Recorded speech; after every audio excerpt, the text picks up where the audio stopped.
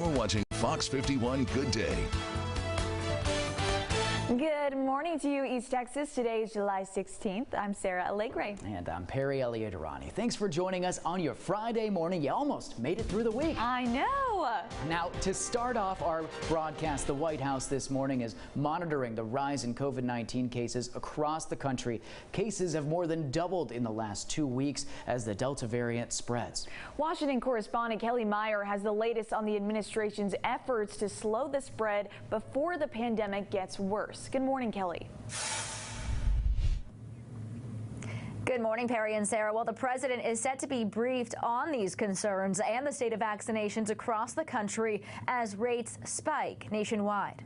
U.S. COVID cases are on the rise once again. We're still losing people to this virus. From Nevada to Florida, the number of cases surging in over half of U.S. states and territories. Areas of the country where vaccination rates are low in states like Missouri, Arkansas, and Louisiana seeing a spike. And to be clear, there will likely continue to be an increase in cases among unvaccinated Americans. The Delta variant is infecting both vaccinated and unvaccinated Americans. In L.A., it's deja vu as the county starts to require masks indoors, regardless of vaccination status. For states like Tennessee, vaccine outreach has stopped for those 14 and older, despite an uptick in cases. Kids return to school in just a few weeks. Hey, I'm Olivia Rodrigo. The White House this week is recruiting the help of teen pop stars to encourage younger kids to get vaccinated. It's important to have conversations with friends and family members. We ask people to raise the bar. The U.S. Surgeon General is urging Americans to not fall for misinformation surrounding vaccines, warning of the consequences. It poses an imminent and insidious threat to our nation's health. And the CDC predicts anywhere from 50,000 to 400,000 new COVID-19 cases are likely to be reported in the first week of August. That could mean anywhere from 800 to 4,000 new deaths. Reporting live in Washington, I'm Kelly Meyer. Perry and Sarah. And now, your East Texas Storm Team forecast with meteorologist Carson Vickroy. Well, here's a look at satellite and radar. There's really not a lot going on right now across the area. We do have some fog, which I'll touch on here in just a second, but nothing major. We're certainly not seeing any rain or anything like that, just a couple of clouds around. Now, as we lift off to the north, that is where we're actually seeing something I'm a little concerned with as we move a little later on into today. We've got a front off to the north. That is giving us some showers and thunderstorms, enough lift to see it from Lubbock to Wichita Falls up into the Oklahoma City vicinity, and that is continuing to slide off to the south and to the east. Temperatures right now are in the middle 70s, 75 in Pittsburgh, 75 in Dangerfield, 77 in Linden, and we're at 76 right now in Jefferson. Middle to upper 70s currently across our central counties. It is 78 at the Tyler Pounds Airport, 75 in Henderson. So we're starting out in the 70s. You get the idea here, right?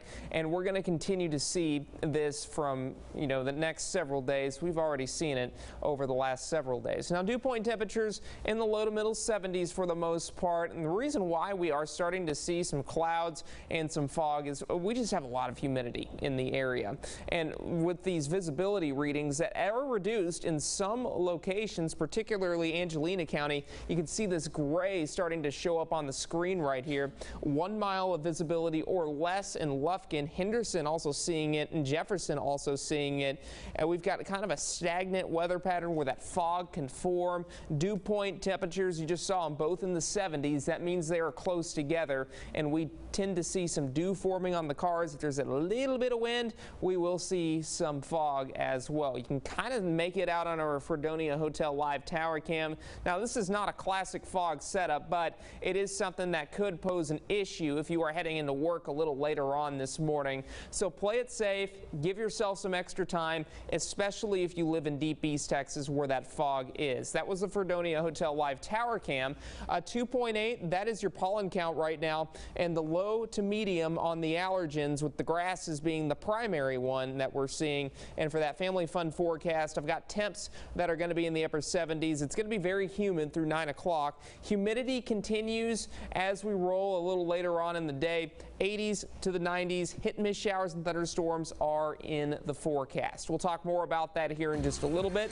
But for the latest news and weather info, you can head on over to our website. website, fox51.com.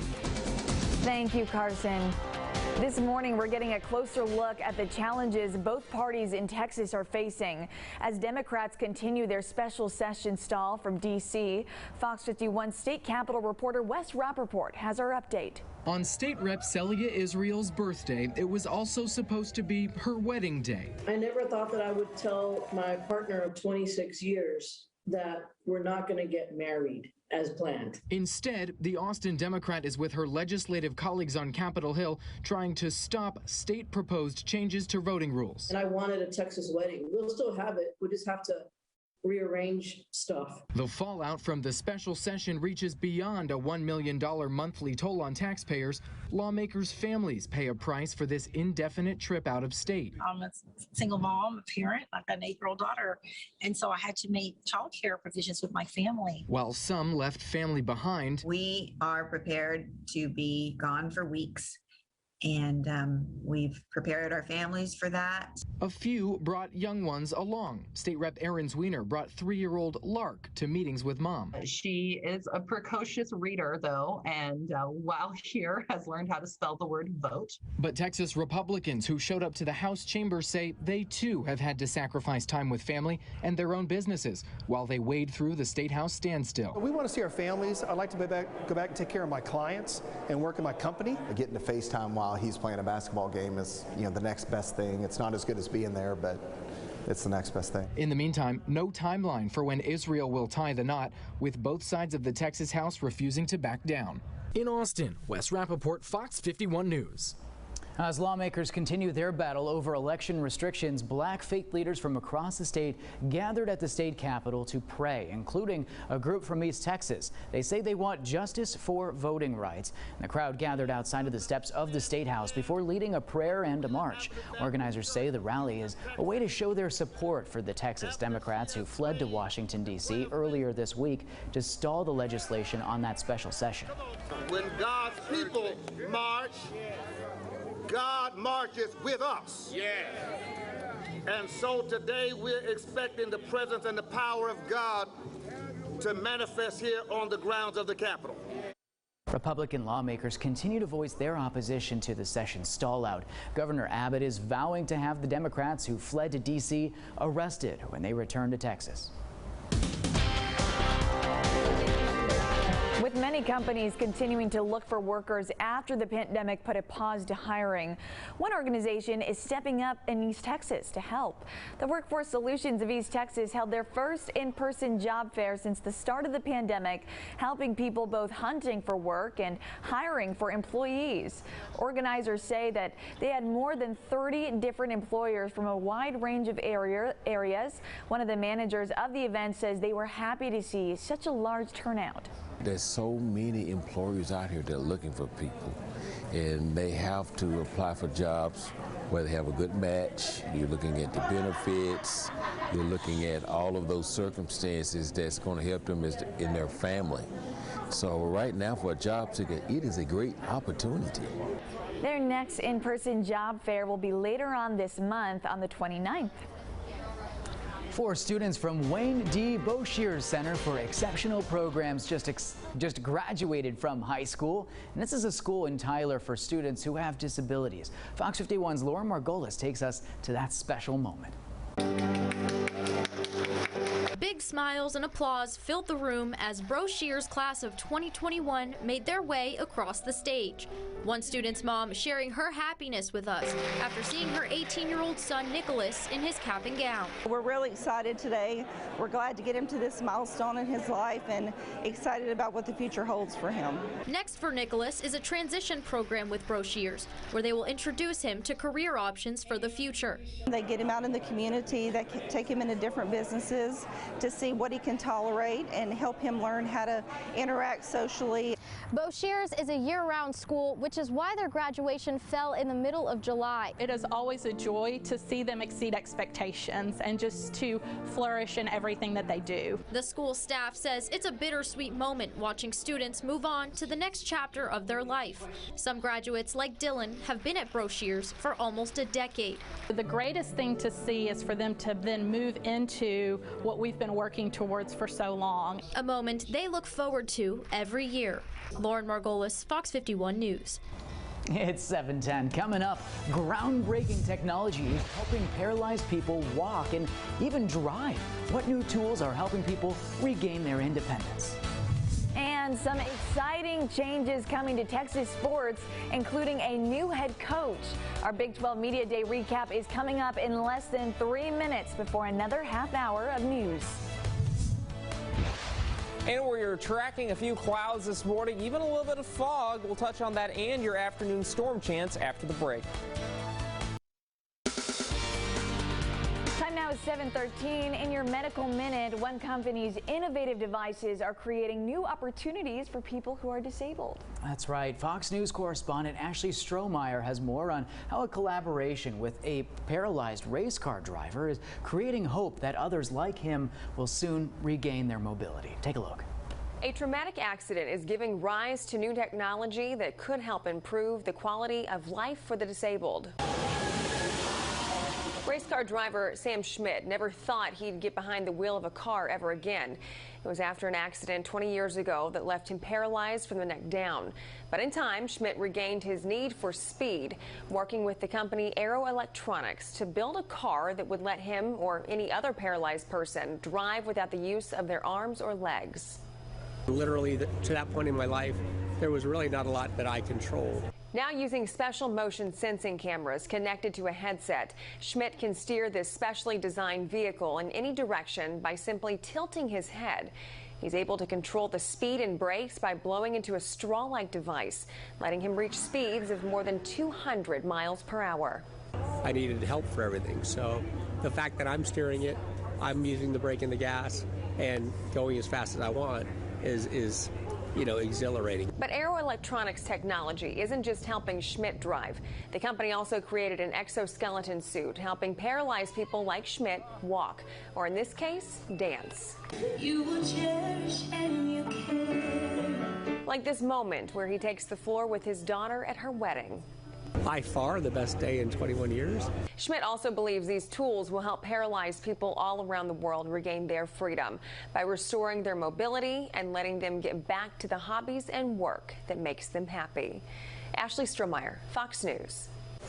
So happy he was able to share that moment with his daughter. Amazing. I know. Such a great story right there. Awesome. All right. Well, we're going into our weekend with some positivity. Carson, can you keep that going for us, or are you going to rain on our parade here? Oh, dear. Yeah, I might. Oh, that's a key thing. I mean, literally, I might rain on the parade because we've got a slight chance, about this much a chance of rain as we head into the afternoon. But we got to deal with this morning first. We're dealing with a couple of clouds and a little bit of fog out there, and you can see a couple of clouds in the Longview vicinity. And let's go ahead and talk about numbers real quick. Temperature right now in downtown Longview is at 75 degrees. Dew point 73. Those two are close together, and you know what that means. Dew on the cars, maybe a little bit of fog, maybe a little bit of stratus, and that's exactly what we're seeing. Look what's going on down in Lufkin. 0 miles of visibility. The bullseye of that fog is in Lufkin, pointing off to the south, and unfortunately, fog anywhere it occurs, it's hard to predict. So we are dealing with very patchy fog, especially if you're traveling along Highway 79 from Jacksonville to Henderson. We are dealing with it in that vicinity as well. Here are those temps right now. We're generally in the middle 70s, most of the rain off to the northwest, and we will have to watch that complex of showers and thunderstorms as it slides off to the southeast. Now, most of it falls apart before it gets here, but in the afternoon, 4, 5, 6 o'clock, that is your best chance of rain, and you can see it in our northern counties. Eastern counties picking up on it at 5, and then by 9, 10 o'clock, it's all out of here by tomorrow morning. Early, we're just dealing with the clouds, a lot like what we're seeing this morning, and then as we roll into about 1 o'clock, we will start to see a couple more pop-up showers and thunderstorms here and there. Here's the walk in the park forecast. Temperatures in the upper 70s this morning. You're fine. Just be prepared for the humidity, and make sure you remember that umbrella by noon and 3 o'clock. o'clock because we will have a couple of showers and thunderstorms, and I'd hate for you to be caught off guard by one of those isolated showers. We have them in the forecast the next 3 days, and then more widespread rain does arrive as we go into Monday, Tuesday, Wednesday, and Thursday, with high temperatures generally in the 80s, and then deep East Texas following the same trend as well, 90 through Monday. Showers and thunderstorms certainly can't be ruled out Monday, Tuesday, and Wednesday. For the latest weather forecast, you can head on over to our website. That's FOX51.com. It's 7:17. Let's head into sports now. In your sports news, Big 12 Media Days concluded yesterday, and the main story here, for Texas at least, is a new head coach. Fox 51 sports director Garrett Sanders. He spent the day in Arlington speaking to the teams and has a report this morning. Hey everybody, I am here for day 2 of Big 12 Media Days in Arlington. Of course, today it was all about Texas, Texas Tech, and Baylor, but of course the main focus was on the Longhorns and their new head football coach, Steve Sarkisian. Sark is the 3rd Texas football coach since the Horns let Mac Brown go in 2013. Sarkisian is coming off a national championship season as the offensive coordinator in Alabama, a game the Horns haven't played in since 2009. Texas fans have been hungering for a winner and hoping Sark will finally have some answers in Austin. Not about the highs and the lows. It's about staying consistent to our approach. And I think ultimately the team starts to embody that same approach to it. And I think our team is doing that. It's not about one game next fall. It's about all of the games next fall. And the approach to every game should be similar, if not the same. And I think our team is understanding that. We'll get our first look at Sark's Horns when they open the season against UL Lafayette on September 4th. Baylor head coach Dave Aranda is entering his 2nd season as the head coach of the Bears. It's a rough go in Waco, going 2-7, and now in 2021 he'll have to find a new quarterback. He does have talent on the roster, most notably Henderson running back Treston Ebner, and he says having a full non-COVID year with his team will make a difference. For me, the constant effort, the really being unyielding and trying to make that connection, I think is everything. I think it gave us the opportunity in January to move forward and to build to where we are right now. The Bears have a favorable first 3-week start to the season, opening against Texas State, then Texas Southern, followed by Kansas. Matt Wells, the Texas Tech Red Raiders, suffered some gut-wrenching losses in his 2nd season in Lubbock, only managing 4 victories. On Thursday, he talked about how important it was for his team to learn how to win close games. Now, that could be the difference as they get ready for this 2021 campaign. But, of course, a lot more rebuilding may need to be done when it comes to the Texas Tech football program. But he's confident he has the right guys in his locker room. Right now, the vibe and the continuity with our players is really as strong as it's ever been in our 2 years that we've been there at Tech, and the buy-in is at an all-time high, and I credit our players and our leadership to become bowl eligible, and to get to the month of November and compete for a championship will be the goal of this program always. Tech opens the season against Houston before hosting Stephen F. Austin back home in Lubbock. So that will do it for this year's edition of Big 12 Media Days. Can Sark turn the Horns around? Will Baylor and Tech have a rebound year? And can anyone stop Oklahoma's streak of conference titles? We'll find out all that and much more on the gridiron this fall. From AT&T Stadium in Arlington, Garrett Sanders, Fox 51 Sports. A lot to follow there. All right, it's 7:21. Coming up before 7:30, McDonald's is making a tie-in to the new Space Jam movie on its menu. Then Tyler Transit transformation to changes City Council has approved for riders in the Rose City. And Longview condemning hate in their community. We'll break it all down for you when we're back in a few minutes. It's 7:23 in your CashCast. McDonald's gets its own space race going, with parents racing to get new Happy Meal Space Jam toys. See what they did there? All right. The fast food giant brings back that classic Space Jam humor with Looney Tunes characters and dunks them into some Happy Meals for your kids. Happy Meal boxes will feature a new design around the new Space Jam, a new legacy movie, and will include one of 12 different characters in basketball antics, such as Bugs Bunny, Lola Bunny, Taz, Daffy Duck, and superstar LeBron James himself. Now, those will all be available for a limited time while supplies last, and the movie is already out in theaters and on HBO Max. The best part of McDonald's was getting that Happy Meal box with those toys. I remember. Well, Panda Express is adding some Beyond Meat to their menu. The chain announcing the plant-based meat substitute will be available in their signature orange chicken. The new item will be released for a limited time only in locations in New York and Southern California starting July 26th. This marks the first time an Asian concept chain has partnered with Beyond Meat. I know you don't like that, Perry. No, I think it'll stop there. I think there's a reason they're only selling it in New York and South California. No one in Texas is going to get that. No one in Texas is going to like this one. Hey, you know what? You can now have a creepy and kooky breakfast with Kellogg's new Addams Family cereal. If you're feeling movie festive, the Ghoulish family will now be pictured on cereal boxes in celebration of the Addams Family too. Classic favorites such as Frosted Flakes, Apple Jacks, Fruit Loops, and Rice Krispie Treats are each getting a haunting makeover to die for. The limited edition boxes will start hitting shelves this month, each including a free digital download of the 2019 animated film to get you ready for the sequel. The Addams Family 2 is expected to hit theaters in October. Very fun. All right, General Mills is introducing 2 new kid-friendly snacks just before the return to school. But hey, I feel like adults will like this one too. Yes. Yoplait Skittles is a new limited edition yogurt designed to taste like the candy consumers know and love with the creamy goodness of Yoplait yogurt. And there are 4 limited edition Go-Gurt mystery flavors available in 8 and 16-count packs.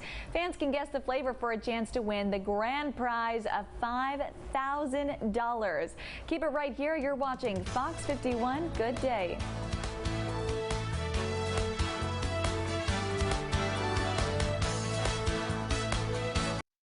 Your East Texas forecast first is brought to you by PetersCars.com. Good morning to you, East Texas. I'm meteorologist Carson Vickroy with that forecast for 70s through 9 o'clock, noon and 3, middle to upper 80s through noon, lower 90s through 3 with a few hit and miss showers and thunderstorms. We'll talk more about this in a bit, but the news starts right now. Coming up in our next half hour, a fatal shooting in Texas claims the life of an officer. What police are saying this morning about what led up to this tragedy and who else is hurt. And an East Texas town making changes to their bus routes, but the Rose City is hoping it'll make a difference. Plus, no place for racism. Why the city of Longview is condemning a white supremacist group. You're watching Fox 51 Good Day. Good morning to you, East Texas. Today is July 16th. You're watching Fox 51 Good Day. I'm Sarah Allegre. And I'm Perry Eliadrani. Thanks for joining us on your Friday morning. We begin this morning with new details on a story still developing out of West Texas after 4 law enforcement officers were shot during a standoff and 1 was killed. That officer is being identified this morning as Sergeant Josh Bartlett.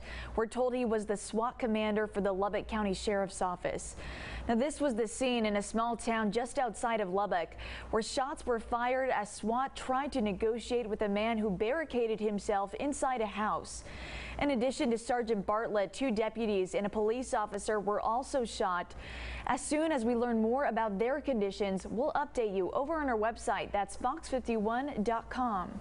Praying for a recovery there. Thanks, Sarah. Now, some new details about the man charged with a murder on Mother's Day in Tyler. His trial is now set for April 2022. You may remember back in 2019, the shooting happened at a gas station along Highway 64 West. When deputies arrived, they found a man dead inside of a car right in front of the store. And with the help of witnesses and the victim's family, James Smith III now faces charges for that murder. The 2 men allegedly had previous arguments over the years, fueled by disagreements over drugs. Smith is being charged with murder and is sitting in the Smith County Jail awaiting his trial. He's being held on a $750,000 bond. The Tyler ISD board has chosen a replacement principal for Tyler Legacy High School after the former one was arrested for cocaine. Dr. Kirsten Walls was chosen by the board in a special meeting and will be replacing Dr. Daniel Crawford after he was arrested and resigned earlier this year. She has served as the academic dean and assistant principal at the then called Robert E. Lee High School from 2017 to 2020. She then became the principal at Hogg Middle School. An East Texas woman is dead this morning after hitting the back of an 18-wheeler. It happened on Highway 69, 5 miles from the city of Alto. 72-year-old Rebecca Lindsay was driving south of Alto, and she hit the back of an 18-wheeler there when she tried to change lanes. Lindsay was pronounced dead at the scene, and her body was taken to a local funeral home. The driver of the 18-wheeler was not hurt. And now, your East Texas Storm Team forecast with meteorologist Carson Vickroy. Well, here's satellite and radar. We're not tracking much across the area with the exception of a few clouds and some lower level fog that's beginning to be detected there in deep East Texas. Now, not a lot going on in otherwise, but a cold front off to our north and to our west. That is triggering a few showers and thunderstorms from Lubbock to Wichita Falls, pointing off to the northeast and sections of northeastern Oklahoma. Now, let's go ahead and discuss what we're seeing as far as those temperatures go. We are in the 70s right now. It is 78 in Tyler, 75 in Jacksonville and Palestine, and 77 in Crockett. More 70s the further southeast you go. But more importantly, these dew points, it's going to feel like air you can wear for today because the dew points are well into the 70s already, and these aren't going anywhere throughout the remainder of the day. Now, let's go ahead and talk about those visibilities as well, because I mentioned fog. We've got it in Lufkin. It is showing up on our surface analysis right now. These are our visibility readings. You can see the fog in Lufkin. It's thick. Under a mile of visibility right now, closer to 0 miles actually, and we've got some patchy fog along Highway 79 as well, so that's something that we will have to watch at least over the next couple of hours until we can get that daytime heating to help mix some of that fog out of the area. Forecast highs for today, we are going to be in the low to middle 90s for the most part. 92 degrees, that's your high temperature in Tyler. We're all the way up to 94 in Jefferson. 93 will be the high temperature in Linden, and for lows, we're going to be in the middle 70s for the most part. So a relatively cool afternoon, and we will certainly take that, especially, or cool morning rather. We'll certainly take that because it gets hot and humid in the afternoon. Here's the family fun forecast. 70s, 80s to the 90s, hit and miss showers and thunderstorms. So if you're heading to the pool for that family fun day, you're going to want to be very careful in the afternoon because we could have a few isolated storms in the area. Otherwise, at or above or right at average for Friday, Saturday, and Sunday, and then 80s return early next week. We'll have more in your full forecast here in just a few minutes, but for the latest, you can visit our website. Thanks, Carson. It's 7:34. Now, public transportation is changing in Tyler. The city council is adopting a plan to alter the bus routes at the city. Fox 51's Katie Pratt explains the changes and why they're being made. It's all part of a study done by Tool Design, a consulting firm the city hired to review transportation in Tyler. And their findings prove what Tyler Transit already knew needed to happen. The route studies pretty much confirmed that getting the wait times down is the top priority. The firm made these decisions after getting input from citizens, bus drivers, and riders. On average, riders spent an hour and a half waiting at the bus stop, which might be the reason for the lack of commuters. I'm here on a scheduled route for the Tyler Transit City Bus, and as you can see, there's no one here waiting to ride the bus. I've actually never seen anybody waiting at the bus stop. The city is hoping their plan to shorten travel will encourage more people to ride and create awareness for potential riders like Winborn. I would ride. I would have rode one before. I didn't know there was one closer to campus. Saving time with commuters in mind. Katie Pratt, Fox 51 News. That was Katie Pratt reporting. The new transit system is set to be rolled out by October. We continue to cover Texas Democrats who fled to D.C. The Speaker of the Texas House says he has chartered a plane to be on standby in Washington, D.C., asking state Democrats to get on board and come back to Austin. Lawmakers left on Monday in an effort to stop GOP-led election restrictions. And while they're out in D.C. to protest, other groups of lawmakers, including some from East Texas, gathered on the steps of the state capitol and prayed for changes to that legislation. But State Senator Brian Hughes says it's becoming toxic to see the culture of Washington, D.C. spread down here in Texas. We've always been proud of the fact that Texas politics are not like DC politics. We listen to each other, we solve problems, we get things done.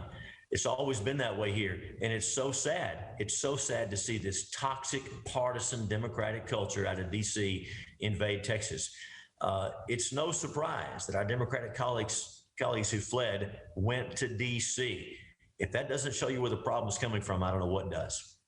State Senator Hughes is standing firmly behind the Republican Party, saying that no matter how long this standoff takes, the governor and the GOP is prepared to keep adding this proposal to every legislative session until these voting laws are passed.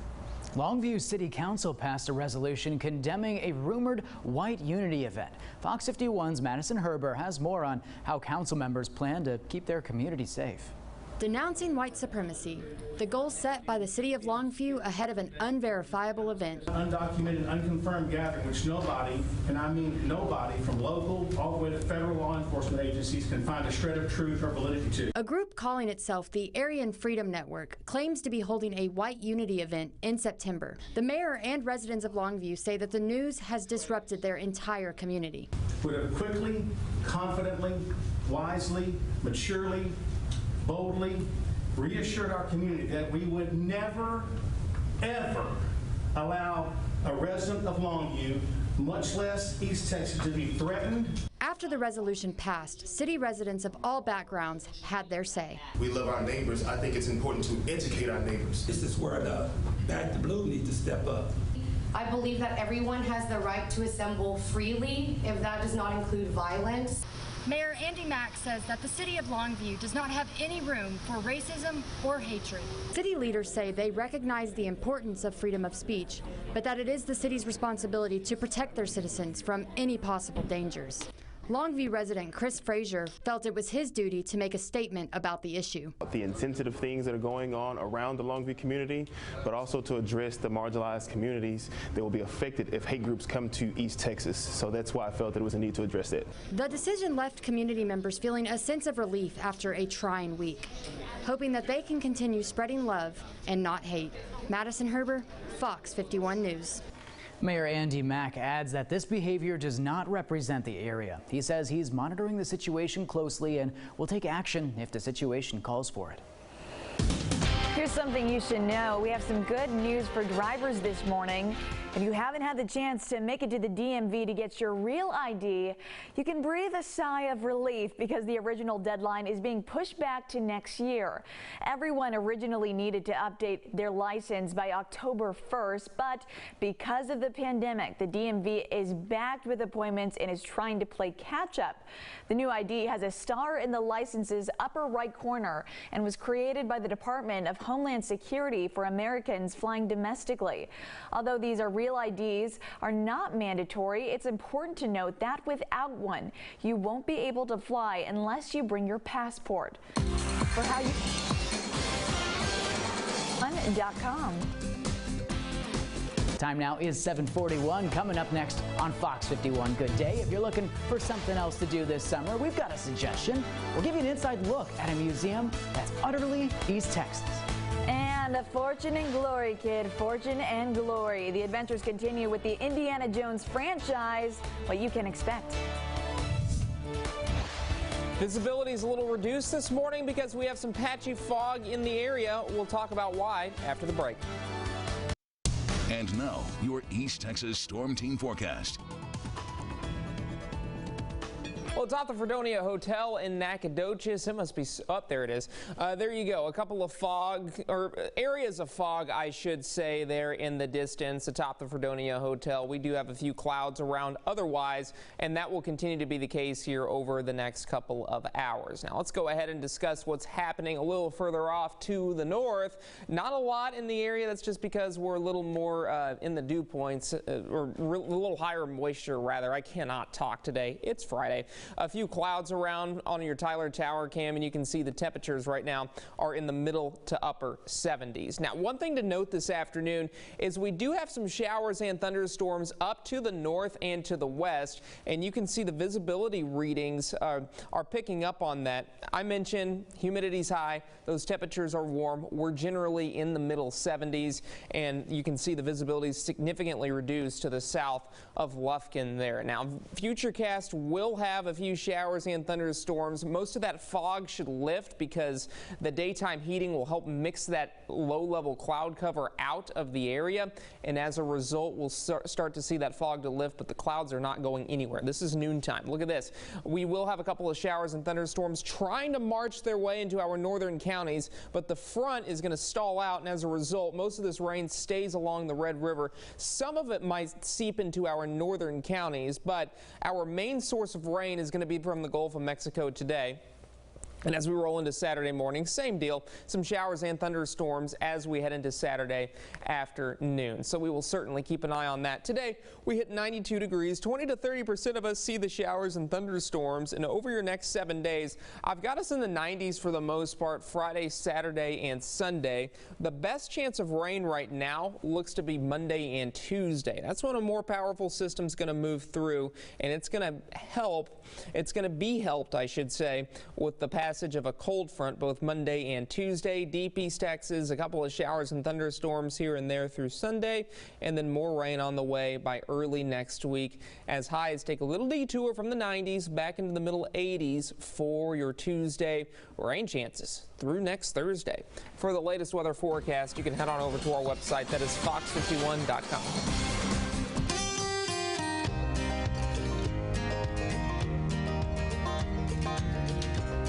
It's time for another stop in our Destination Texas series. Now that summer break is here, you're probably looking for creative ways to go on an adventure without breaking the bank. And hey, we're here to help. So each week we're showing you the amazing family-friendly outings that wait for you without ever having to leave East Texas. And today we're taking a trip to Hopkins County where you can surround yourself with all things dairy. Sulphur Springs, home of the Southwest Dairy Museum. Our main focus is to help educate people about dairy products. The 10,000 square foot building is filled with scenes of dairymen's past. What is your favorite thing to do when you come here? Look at the people in the exhibit. Depicting history through life-size figurines. We also have some interactive exhibits, like we have the kiosk, which people sit there and play it all day. A multiple choice trivia game to test your dairy knowledge. Milk and milk products contribute to... The museum has different fun facts and riddles posted on the wall, and they even have a bunch of these question panels to help educate people on dairy. Here's a question for you. How many different kinds of cheeses are there? Over 2,000. Learn about the history of milk. Tours at the museum can be alone or guided, but they usually all end up at the same place, buying a sweet treat. And at the end, they get some ice cream. At this Hopkins County destination, you can learn how cream is separated, try your hand at milking a cow, and even hear some riddles while you stroll around. They're all pretty cheesy. Corinne Benandy, Fox 51 News. We love our Corinne. All right, the museum is open Monday through Friday from 9 a.m. to 4 p.m. With that, the best part is the admission is completely free. So to find out how you can set up a school tour, maybe a group visit, you can visit our website, fox51.com, for that info. All right, up next, your favorite snake-fearing adventurer is back when the return of the famous Indiana Jones franchise is expected to hit theaters. 7:50 right now, and in your entertainment news, the adventure keeps getting bigger. Antonio Banderas has signed on to the 5th installment in the Indiana Jones franchise. Information on the role Banderas will play has yet to be released. Now, the film is currently in production at London's Pinewood Studios and began shooting in June, with director James Mangold helming the hotly anticipated action-adventure epic. Indiana Jones 5 is slated to hit theaters July 29th of 2022. I'm really excited for that one, Sarah. Me too, Perry. Now, a new scary movie option this week looks into the real-life inspiration behind a frightening franchise. The Sleepless Unrest follows filmmakers given special access to the famously haunted Conjuring house as the group moves in for 2 weeks, documenting their experience. Fox's Ashley DeVorkin spoke to them about their stay. We have been warned. Paranormal investigators and filmmakers lived in the famously haunted house which inspired The Conjuring for 2 weeks and share what they found in the new film, The Sleepless Unrest. We just wanted to hang on for the ride and document it and experience it. And, you know, we felt like the house progressively through time was interacting with us more and more once it got to know us. Directors Kendall and Vera Welpton don't look for Hollywood jump scares. The Hollywood version of a paranormal investigator is way off. I mean, realistically, for Vera and I, our goal is to capture physical evidence. I mean, we want to go in and get proof on video, audio. It does get scary sometimes because of you're asking for things. You're asking it to make a light up, and then when it happens, that's unexplainable. Who's in this house? They shared some of the unusual occurrences which unfolded. The batteries were draining insanely. Yeah, our camera gear and our devices. At the same time, Rochelle and I are smelling weird odors, and the energy just changed. And the experience did stick with them. It took us about 3 months to get back to normal. We know what to do. We know how to handle the situations. The interesting part was that we weren't the only ones. Once we started talking to our friends, everybody was experiencing things after. Who's there? The sleepless unrest is in select theaters and video on demand. In Hollywood, Ashley Dvorkin, Fox News. Coming up next, we'll take a final look. I'm trying to get away from that as soon as possible. That's why I went straight into it. I wasn't even going to talk about it, Sarah, but okay. We've got weather coming up, more news. Yes, we do. Not conjuring. Yes, we'll show you the latest videos we found on the web. A good one like this one. Yes. That and more when we return for Fox 51. Good day. New on the net, a 94-year-old Alabama woman proves that age is just a number as she fulfills her lifelong dream to try on a wedding dress. Look at her. She got married back in 1952. Now, during that time, black women were not allowed to go inside a bridal shop. So instead of wearing your normal white dress, Tucker was forced to wear a navy blue dress instead. It's so great to see her finally get this opportunity. Yeah, it's amazing. Oh, she's just awesome. so full of joy. And that dress is stunning. Yes. She is killing it. It just works. I know. That's incredible. Right? I'm all for, later in life, going back and doing all the things that you never got the chance to do. I mean, why not? Yes. It's amazing. Be bold. For sure. Yeah, be bold. That's just a great story there. It's a sweet story, to all the grandmothers out there. I mean, and she looks, like you said, looks stunning in that dress. Yes, every woman deserves that beautiful white wedding gown moment. There you go. Yeah, really. Right. So, now we got to transition to weather. How do you go into that? I know. Yeah, can hear the we deserve to get some great forecasts, Carson. Yes, I got the feels now, but luckily it's not from the weather because we will have some sunshine today. So make sure you get outside for that. Just don't stay out too long because we do have that evening chance at a couple showers and thunderstorms. Yeah, as always, I've said the same thing the last 3 weeks. Right. And that's a broken record, Carson. Stay on your toes. Stay on your toes. Download our app. It's going to rain, maybe. We'll see. There you go. And the next 3 days, that's what we have in the forecast. But guess what? I get to track storms Monday and Tuesday because a cold front's going to move through the area. Temperatures in the 80s, so it's going to be cool for this upcoming week. In Deep East Texas, following the same trend. A couple of showers Friday, Saturday, and Sunday. More storms next week. Okay, great. Well, I'm happy for you. You get to track the storms. I'm less happy. Storms. Yeah, storms go away. Come again tomorrow afternoon. And they will. They will come back tomorrow and the next and the next. And coming up here at 7:57, the White House is calling out Facebook while working with them to remove certain social media posts. You're watching Fox 51. Good day. Stay with us. We have another hour of news headed your way.